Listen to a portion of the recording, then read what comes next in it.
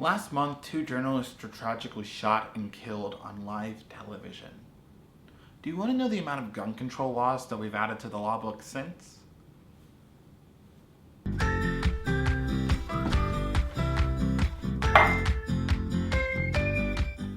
Some people say that guns don't kill people, people kill people. Those people would be wrong. Okay, so they're not all wrong. People do kill people, but oftentimes they do it with guns. Look, people use guns to kill people at an alarming rate in this country. And it's time that we do something about it. It would be naive to say that we don't have a gun problem in America.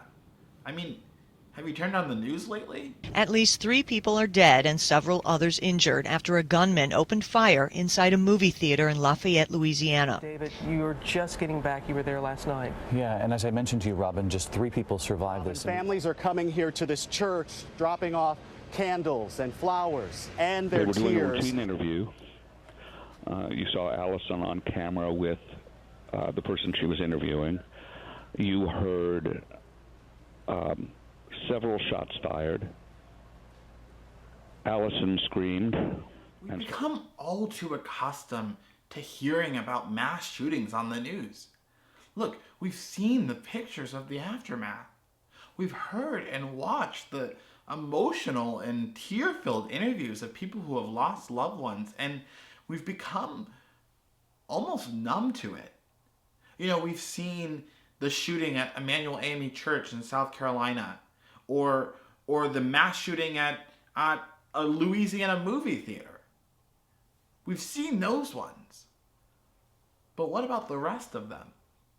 Wait, what do you mean the rest of them? You mean like there's more shootings than what we see on TV? Oh yeah, there are. Did you know there have been more than 250 mass shootings this year alone? Here are some other numbers you might not know. On a daily basis, an average of 31 people are murdered in America with a gun. 55 people take their lives every day with a gun. 46 people are accidentally shot or killed. The United States gun homicide rate is 20 times higher than the combined rate of 22 other countries with similar wealth and population. Oh, and get this. A gun in the home is 22 times more likely to be used for a domestic homicide, a suicide, or an accidental shooting than to ever be used in self-defense. And then there are the things we can't quantify. The pain and the suffering of those who lose loved ones, and the post-shooting trauma of those who survive. These numbers are shocking and they're upsetting. But there are still folks in this country who don't think that we should be taking common sense measures to end gun violence in this country. Many of those folks point to the most controversial sentence in the US Constitution, the Second Amendment, as their justification for why they can own assault weapons or why they can circumvent background checks. The Second Amendment, A well-regulated militia, being necessary to the security of a free state, the right of the people to keep and bear arms shall not be infringed. That's pretty good. What the Second Amendment doesn't allow you to do is to walk into a store and buy an assault weapon without a background check.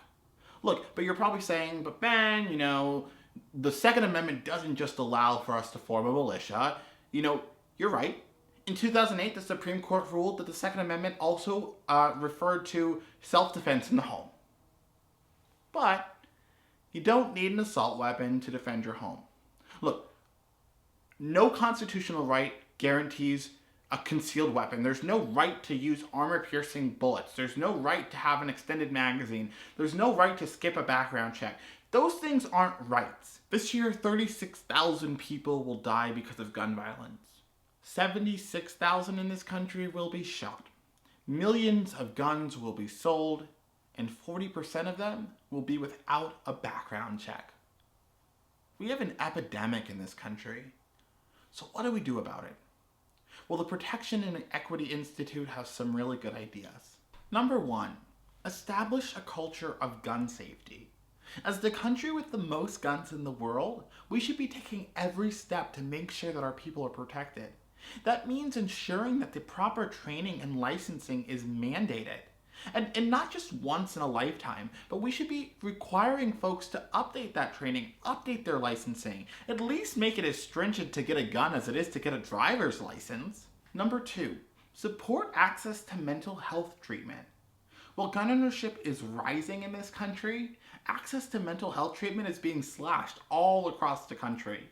We need to reduce the stigma around mental health needs, and we need to make sure that we are making mental health treatment accessible to our friends, our family, our neighbors, because they deserve high quality treatment.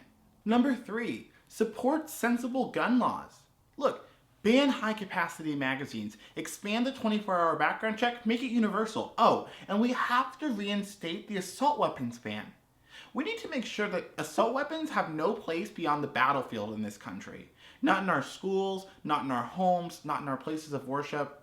We need to make sure that they are not in our streets, in our communities. It's pretty easy. Gun violence affects us all. Don't wait until it's you or someone that you love to take a stand.